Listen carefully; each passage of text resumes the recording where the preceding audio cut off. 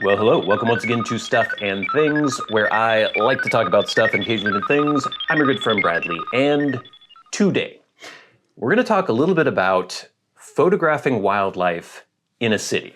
Now, if you've been following my YouTube channel, you'll know that I occasionally post photography videos, but if you really want to follow what I'm doing with photography, you should check out my photography-focused Instagram, which is at Bradley A. Victor. There will be a link in the description box below. I also just got a website going, still a work in progress, but that's bradleyavictor.com.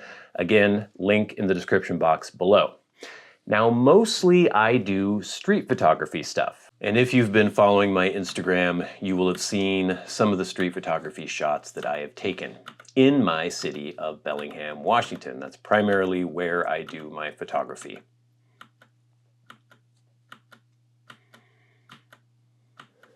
But I've also always been a fan of wildlife photography too, and in the past I have indulged in wildlife photography. Just a few sample images here. A cute little puffy birdie. This is one of my favorites, a crow scolding a juvenile bald eagle. Nice silhouettes of a crow, I think, look quite nice. A wild rabbit, stuff like that. I enjoy wildlife photography. I've done some macro stuff too every once in a while. And I typically use this lens, or I pretty much always use this lens. Now, if you're gonna do wildlife photography, you kind of need a long lens. Long lenses are really expensive usually, and that's the beauty though of the Canon RF system. I'm recording this video on a Canon R6. Now, it's kind of an older camera now, but it still works great. You can still do 4K and everything.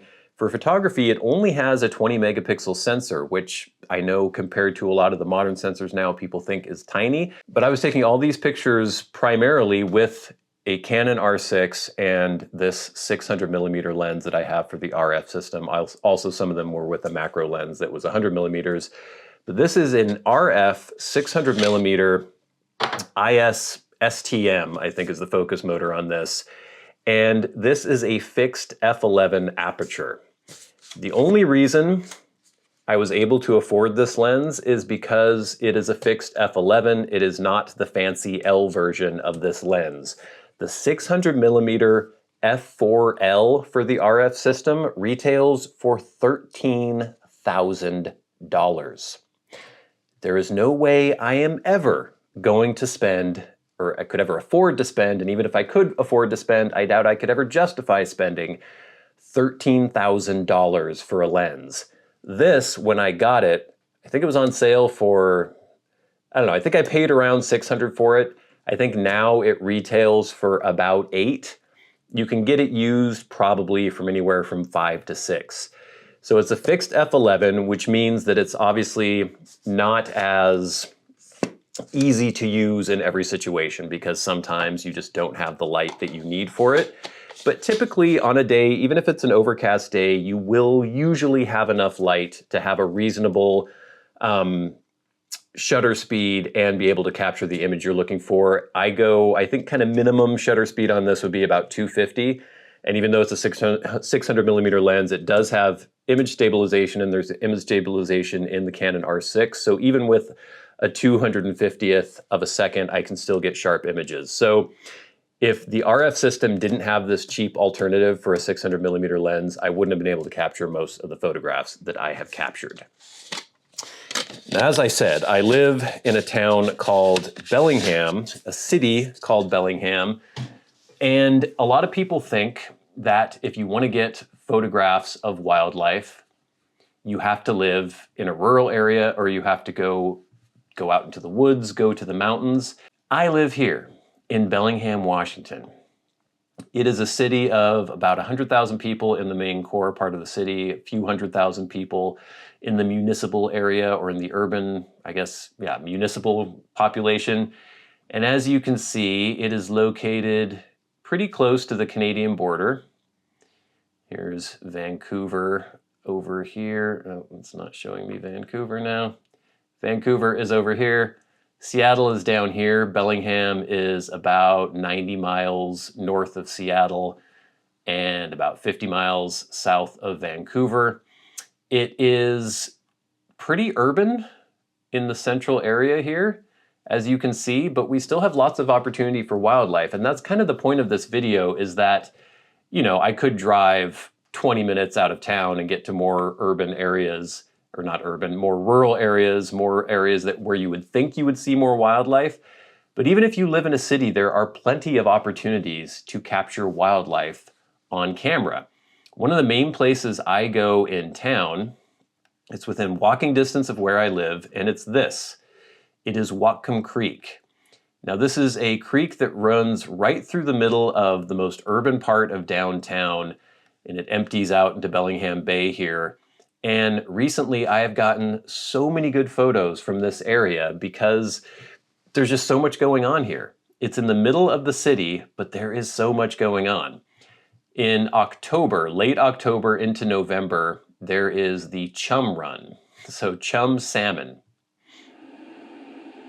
Every year, thousands of chum salmon come to Whatcom Creek and try to struggle their way up the current. I don't think many of them really make it. There's also a salmon hatchery where they can get up fish ladders and go into the hatchery area. I think that's where most of the eggs come from. But they try to come and get up to the creek anyway. And that means that there are lots of opportunities for photography just in Whatcom Creek, which is just in the middle of downtown Bellingham. Now, not all of these are keepers, but you know, these are just some of the shots I was able to get on the first day that I noticed that the chum were running. So this is all with my Canon R6 and the 600mm fixed f11 lens. So here we have a harbor seal. Not a great picture, but getting you an idea of what you can capture. Here's a harbor seal with a fish in its mouth. I was trying to do some kind of abstract, black and white, moody, close-up images using the 600mm lens of the salmon trying to go up the river. Some interesting shots that I kind of like there. Some seagulls, like it's a creek. Some more of the salmon struggling up the creek. And then just in the middle of the park, the creek goes through Maritime Heritage Park. It's where it kind of goes out into Bellingham Bay. Obviously, I see lots of deer all the time in this area. It's the Pacific Northwest. There are deer all over the place. But even in the middle of the city, in this very urban park, I was there and these deer are just hanging out, and they get so close that I actually have to back up because the minimal focus distance for this is, can't remember what it is, 10, 15 feet, something like that. And so I'm backing away from this deer because they're so unafraid. And that's kind of what I'm talking about, is if you live in a city and you do have access to wildlife in the city, chances are they are far more used to people being around, and so they'll be less skittish, and you'll actually be able to get a lot closer than you would if you're going out into the woods trying to capture pictures of animals. Look at this. These guys were so close. There was a point where they were probably like 6 feet away from me, and I was like, move back. I'm trying to take pictures of you. Quit creeping forward. And you can just get so many cool shots. And then there were some mallard ducks hanging out, and again, they were coming so close to me. I was at the banks of the creek, and they were just swimming right up to me. They don't care at all. They're not frightened at all. And again, I had to back up because they were just too close. They were filling the frame too much, and they were so close that I couldn't even focus on them properly. But I was able to get some nice shots of the ducks, beautiful iridescent feathers in the males. And again, this is with that fixed f11 aperture Canon 600mm. Some more kind of abstract black and white photos of the fishes. I like this one because it has this sort of shark-like appearance here because it's so close. I enjoy that. And then I love the gnarly teeth that the salmon get when they're in their spawning phase. Pretty cool. So yeah, not all of these photos are keepers. Oh, I can never remember the name of this bird. Not his personal name, but just the species of the bird. I see them around. I looked them up once, but I can't remember. But just getting some nice little shots of those. Again, with that 600mm f11 lens. You can get so many good shots with that lens, even though it is a really low-priced version of a 600mm lens. And like I said, sometimes it's too long. You might be better off with a 400 sometimes if you're doing kind of urban wildlife photography. But then I just kept going back day after day whenever I could to just check out what kind of animals were hanging around. They're usually harbor seals in the creek trying to eat the salmon. And I was able to get a few more shots. Here's just some moody crows drinking out of a mud puddle. So a couple slightly better shots of the seals. They're always in the water, so there's not much you can get other than just their head peeking out from the water. But a couple slightly better shots, maybe.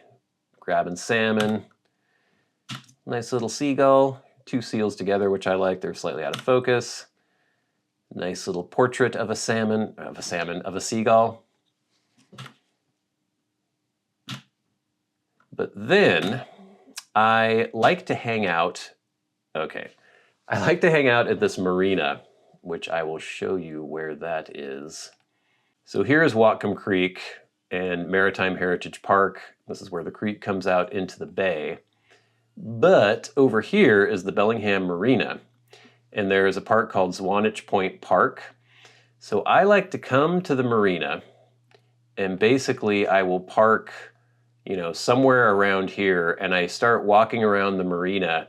And even though this is a very urban area, there are people all over the place, you will see all sorts of cool things. And recently, a very cool thing has been happening.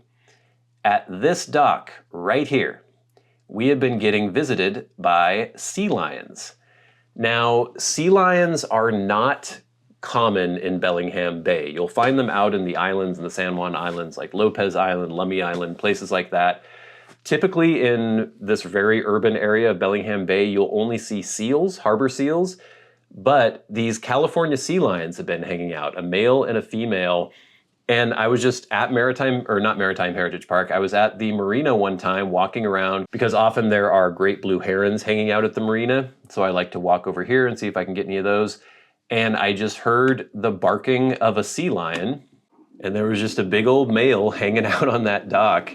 I didn't have my Canon R6 or my long lens with me at the time, so I ran home really quickly and grabbed my lens and just took a bunch of shots of this guy. He wasn't doing much, he just kind of hanging out. But it was just so shocking for me to see a California sea lion in Bellingham Bay. I had never seen one that close. Usually they're on rocks, like way offshore, off some of the islands. And so it was really, really cool to see. And I was able to get a few shots of him.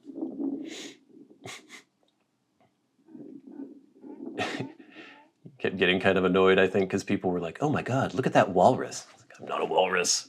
So I just got a few shots of him hanging out on his dock, basking in the clouds, giving the side eye to people as they were walking by. I mean, we were all pretty far away because remember, this is a 600mm lens, so he was not close, but he was enough to almost fill the frame. I just like the look on his face. Not always pleased that people were walking around and talking and bugging him, but at a very safe distance. So once I knew that that sea lion was hanging out at the marina, I kept going back to the marina every chance I had just to see if I could see anything else. I had heard rumors that there was a female as well.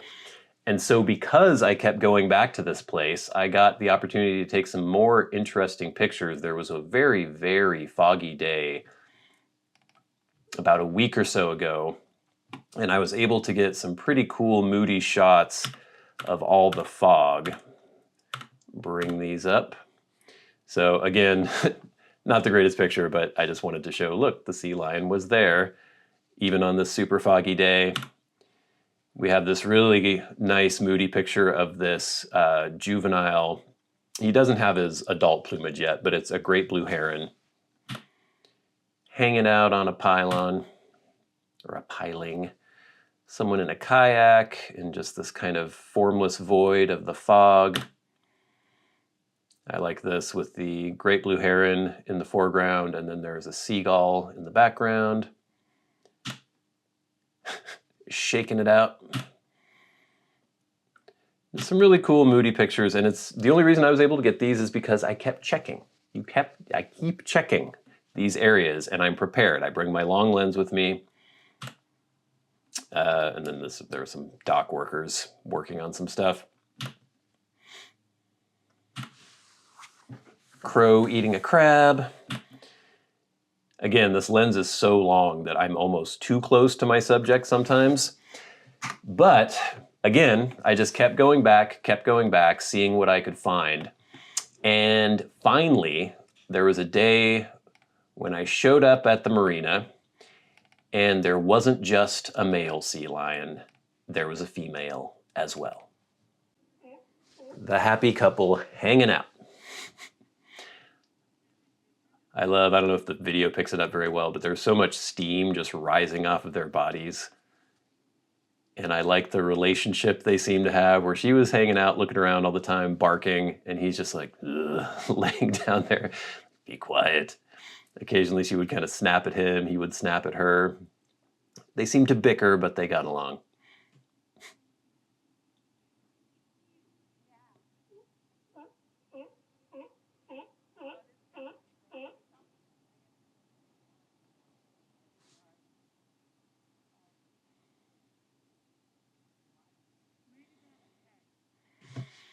I don't know if the video really conveys how big these guys are, or the guy and the girl are. The male was at least 8 feet long, I would say.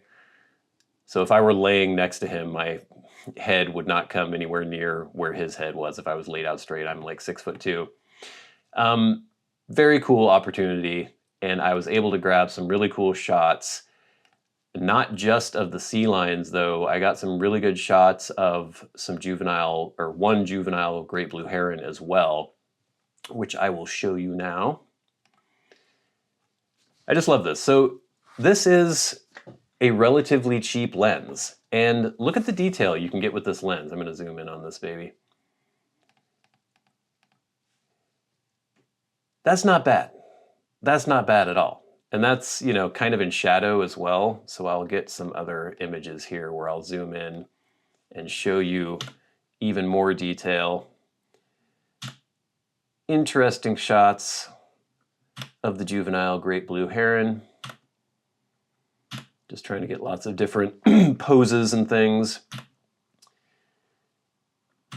This one, look at the detail when you zoom in. Not bad. For a 20 megapixel sensor and a cheap, supposedly, 600 millimeter fixed f11 lens. Not bad at all, I would say.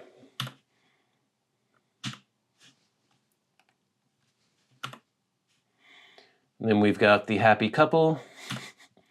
A lot of these shots are kind of similar, but I got a few that I liked. There she's barking. I like this one in particular where you can see the steam coming out of her mouth from her breath, and they're both kind of looking off in the same direction. I like the kind of conspiratorial look on their faces.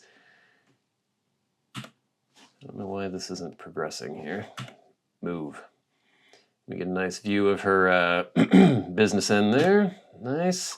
There they are, kind of bickering a little bit, snapping at each other. I like this one where they're both looking over at me and kind of like, what are you doing? It's interesting looks on their faces, quite amusing. And then this one I love because it's like he's showing her something. Look over there. And she's watching, looking at where his flipper is pointing. So just so many cool opportunities. Bellingham, Washington, a city of, over 100,000 people, over 300,000 people in the surrounding area. It is an urban center where I am getting these photographs, and you can get these amazing wildlife photographs. Now, obviously not every place is going to be the same. If you live, I don't know, in the middle of Ohio, maybe not. You're obviously not going to get marine mammals or things like that, but I would assume you could still get deer, you could still get coyote, things like that.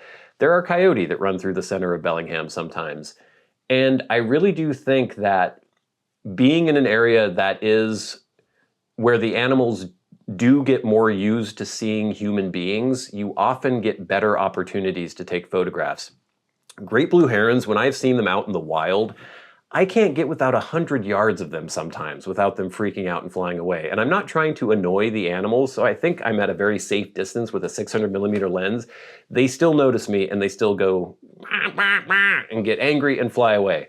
At the marina, they're used to people walking by all the time, so they don't care. I could be 10 feet away. I could be too close to use my 600 millimeter lens, and they're totally fine. So it's just so cool. I've been really enjoying this lately, and even though it's the dead of winter and this lens doesn't do its best when it's really overcast and dark, I've still managed to get some really cool shots. In the summer, this is when it really shines because you have plenty of light for that f11 aperture and you can get even faster shutter speeds. I've been kind of at the limit with my ISO and my shutter speeds. Like I said, I don't ever want to go below about 250 with this. But with the image stabilization in the camera and in the lens, you're safe at around 250. So yeah, I hope you've enjoyed that little look at some of the wildlife images I've been able to capture in this urban setting of Bellingham, Washington. If you don't follow me on Instagram, please check it out at Bradley A. Victor, and you can check out my website, bradleyavictor.com. But until next time, until we meet again, I've been your good friend Bradley. You've been the audience. This has been Stuff and Things. I'll see you later.